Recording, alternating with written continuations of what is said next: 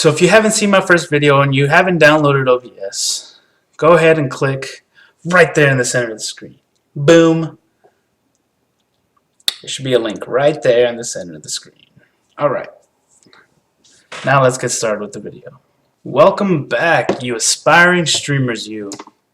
This is the second step to setting up your Twitch and OBS.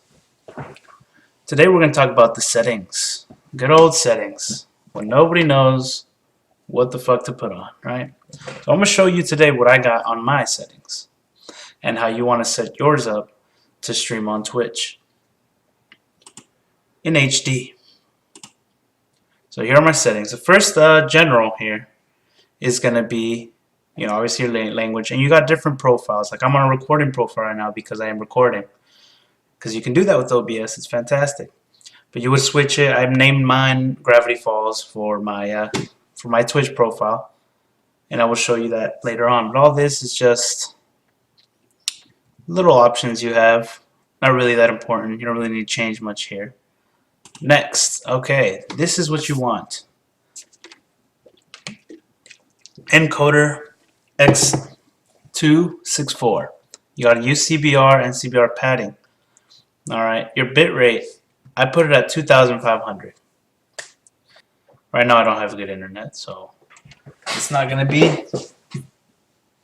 in a good place. Oh man, it slid off my chair there. Audio, you want to leave basically by itself. It's already there, it's good. Next, broadcast settings. Now I am file output right now because I'm recording, but live stream, here we go. You got a bunch of different avenues that you can stream through. You want Twitch, and this right here, your FMS URL. That's your server. That you would go to speedtest.net, and it should, once you do the test. This is horrible, by the way. I'm embarrassed. It's not mine. I'm somewhere else. My host for my server is San Francisco, California. So that's where I set it up. San Francisco. Next is your stream key. This is where you want to get your stream key. You go to your channel, your dashboard. Ah, look at that. Dashboard. And right here you will see stream key. Click on that and show key. Alright, your key will come up. You want to copy it and you want to paste it here. Right here. So once you've done that, the rest is pretty much already done for you. You don't have to deal with anything else. That's basically all you have to mess with. Next is the video. No, don't apply because I've already done it. This will usually say default unless your computer has some sort of a graphics card. Right? 1920 by 1080 is if you want to stream HD. But you want to dumb it down, right, to about 1.5. Excuse me.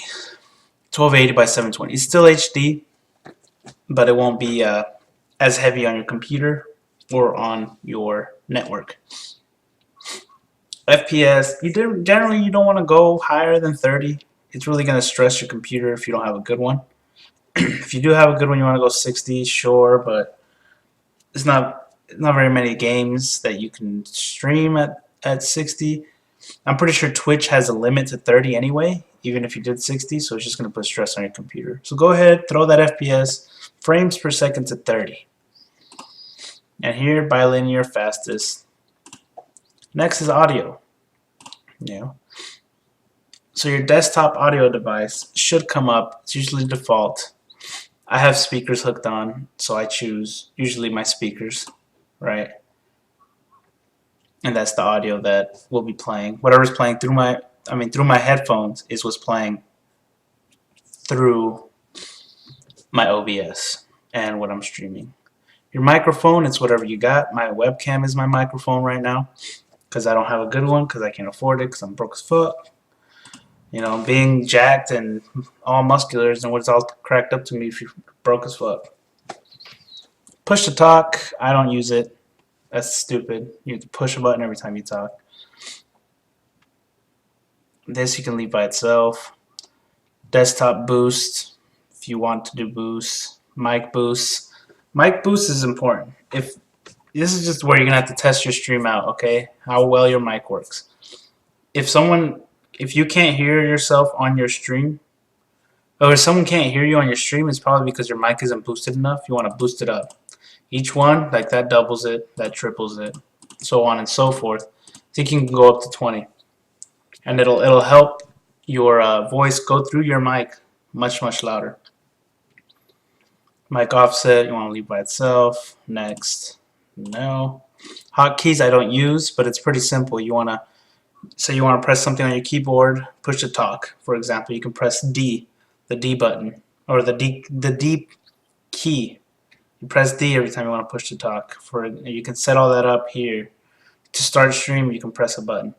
I don't use it. I can click, whatever. It's too easy. But if you'd like to use it, it's pretty self-explanatory. Advanced. This is where a lot of the settings come in handy. So your process priority class is very important.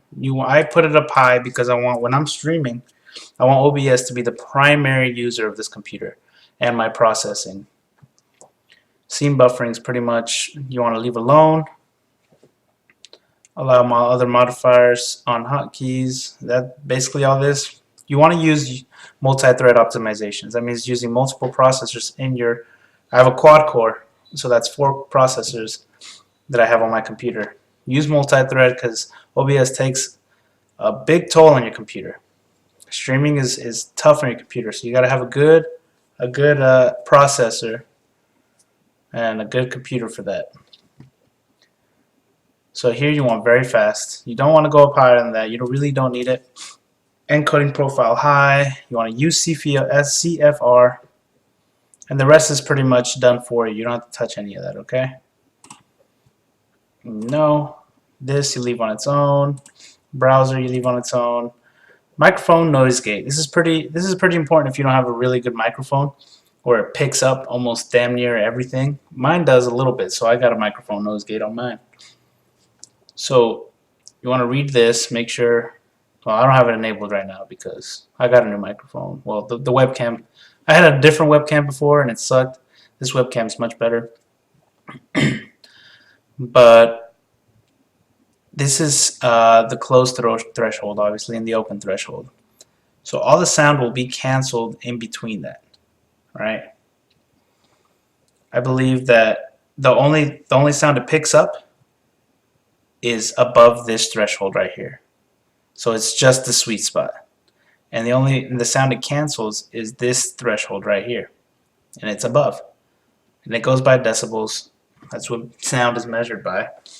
You can change that however you want. Next, scene switcher, I don't know how to use it. But that's generally all my settings. And I'm going to go over them again here so you can pause the video and set them up yourself. General, there's your profile, encoding. There's the encoding. Pause the video. Boom, paused.